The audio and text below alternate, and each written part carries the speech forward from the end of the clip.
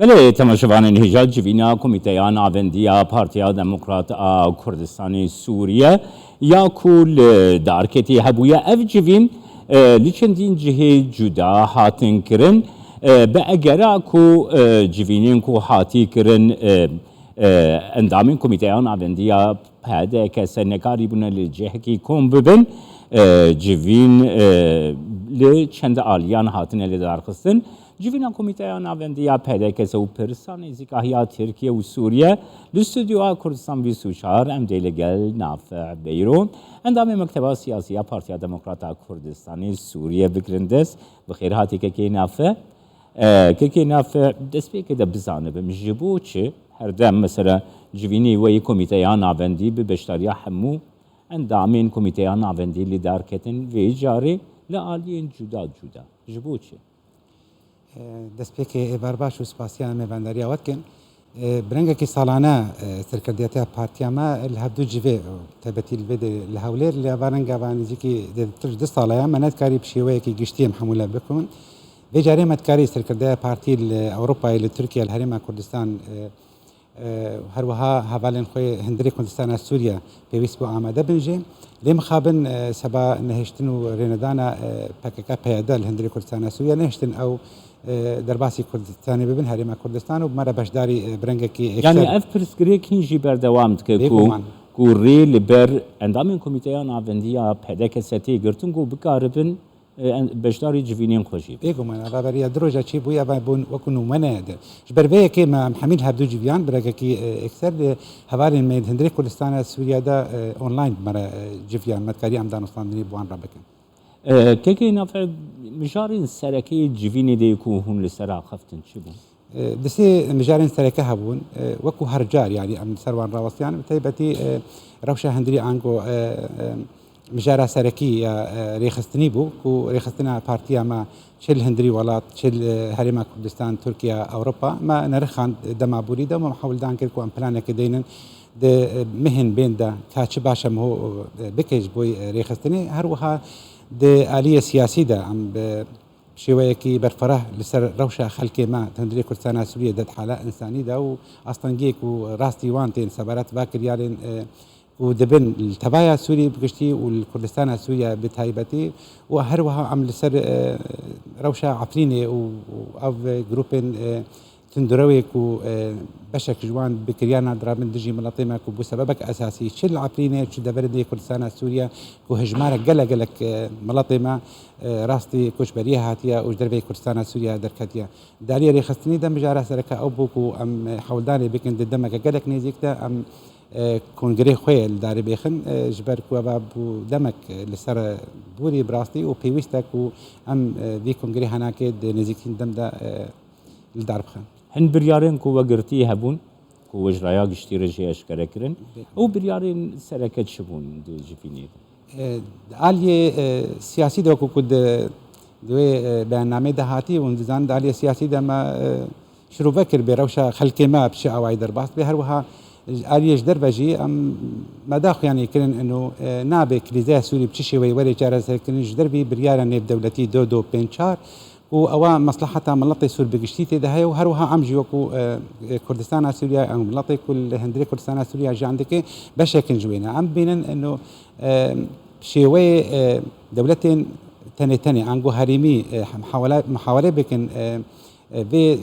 çareseriyekê bibînin ji vê krîzê hera wê necihê razîbûna xelkê Sûrî bigiştî be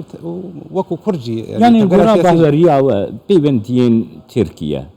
li gel Sûriye ji bo yani çareseriyeke siyasî dikarin bibin alîkar nerîna me de ev danostandin yani sebebin xwe hene yani çi aliyê hundirê Tirkiyede çi derbê Tirkiye û me bestek Tirkî serekeş bê heye aliyê hundirî de هەلبەت تورکیا دخوازی بدێ خویانیکردن و دمە ژەرێن سەرەکانە شەڕی وان پێ تێکردن شەڕی حکوومەتە تورکیا پێ تێکردنیش عالی معارضەیە تورکی بە و ئەم دي صالة تزاني وكو هالبجاتني وان هنا فحكومتها تركيا تخاذي انه هردو خالين سركا عنكو اون جي هبونا بنابرين سوري هندري تركيا دوا مشكلة وهروصا هبونا بككا لسرسينوري سوريا او مطرسينا كدغيني او باجي هردو خالين سركا نكون معارضة تركيا بدس خقرتنا دجي حكومتها تركيا حكومتها تركيا نافع تزاني انه هاد جفينا روجنمافانيا فيصل مقدد لقال امير عبد الله حيانده كل شامي بريفتشو فيصل مقدد دس نشان دكا دبيجا لهفهاتنك يعني جينيزيكا هي كنا بنا انقره وشامي ده نممكن رو بده حتى كو داگیرکریا ترکیه بداوینه و پیشگیری آواز بوی هیزین تروریجی بداوینه. بله من تمام كل باشتر سربي خالد تأكيد دك مشترين وتركيا جاري دربجي تخازي بدي خياني كرين كو أو دولتك خدان رولك جالك مصدنا سبرت كليزايا سوريا وعلي دبري بجشتين ورجلات أنا عبين فتخازي يعني هناك مفع أمريكا بكي وكدولتك خدان رولا هري بلنتندري سوريا دا عنكو أو ريكفتين إن برا تركيا وأمريكا دا واتفاقاتي هي سبارت مصالح تركيا هندري سوريا دا أمريكا حتى آستيك جيبني هروسا نسبتي على أو سوزن أوروبيا تركيا دا درباري فان لا جيد هندرو فان بنبريد هندري تركيا دا وان جي بجيبي بن لدمرينا مدى يعني أبني زيكبون نممكنة يعني شو معنى ممكنة روسيا علاقات تركيا وروسيا علاقات تكتيكية مرحلية قريدان كليزاها سوريا مشكلة محددة علاقات أوروبية تركيا أمريكية تركيا علاقات استراتيجية دور بنجها كوان هيا وبهتر برجواندين تركيا بيشاروج هدا بأمريكا وأوروبا بقريدان نبرو سابا يعني جبرفيك أم تبلي يعني أم تأكيدك أم وكو حالات سياسي أم بيجومان أم بيجن كليزاها سوري دفي بريانا نيف دولتي ولا جارة سركن هاجر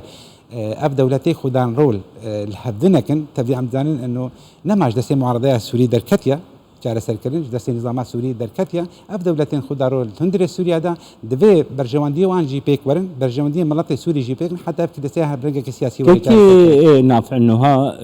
نيزيكا هي كنا بنا أنقرة والشامي ده دكاري شيء باندوري لأوبوزيونا سوريا بكا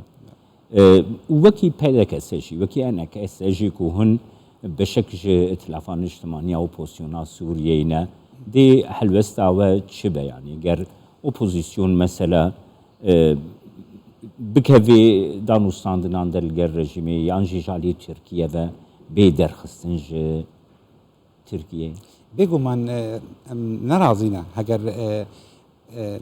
باندورا خب بشكل كي اكثر لسر كشايا كردي وملاط سوري بگشتي هيو ام جوكو كرد بشك جي ام بيجن كليزا سوري هاجر مهو بخازي براستي چاره سر بك افا بريارا نزلتي واضحه دبي بنودي وين برياري جيبن هاجرنا افا برايا مدى افا يعني دمكي دي نظام بشار وكليزي نچاره سر دكي بس وقت دور دكي رايا مدى هاجر راستا دخازن بكليزي نچاره سر بكن دبي بريارا نزلتي جيبي نتني معارضة سورية وتعداري اللي ببي يعني مديت هلويستا أو كسن على أساس جريداي معارضة سوري وهلويستا وانا كشتروكي ائتلافي بري دروجة وقتك وسردانا دفرين وانكر هلويستا وان واضحة نتني كرد نرازينا سربان حوارات عنكم فوضات نقابلنا تركيا سوريا دشين لتفايا ملط السوري نرازية بيجومان ايكو جريداي معارضة نوكو ائتلاف كسن بوابا جريداي على الأقل يعني دي جعليك ديبا ما بس تكروساها بو وبان حوارات ناجح بكنا قبلنا سوريا وتركيا دا أوجيكو دورة تركيا قلت بزعيب بكيش برداني حتى كيجا آستي تركيا رولا خوان لسر معارضة سوريا اللي هاجر هاتو نزيكونا برا تركيا وسوريا دا شبو بيغومان أو خالاك وتركيا خوبي خرط بيني سبارتي كليزايا سوريش دست فتشي ليد باوريا ما دوكو ما قلت نممكن أب جارة سيريشي بيكو أب دولتين خدان رول بقشتي باشدار من كليزايا دا عنكو جارة سركرنا سياسي دا سپاسیاتتكم كي نافع بيرو اندامي مكتبة سياسية بارتيا ديمقراطية كردستان سوريا قوت ميواني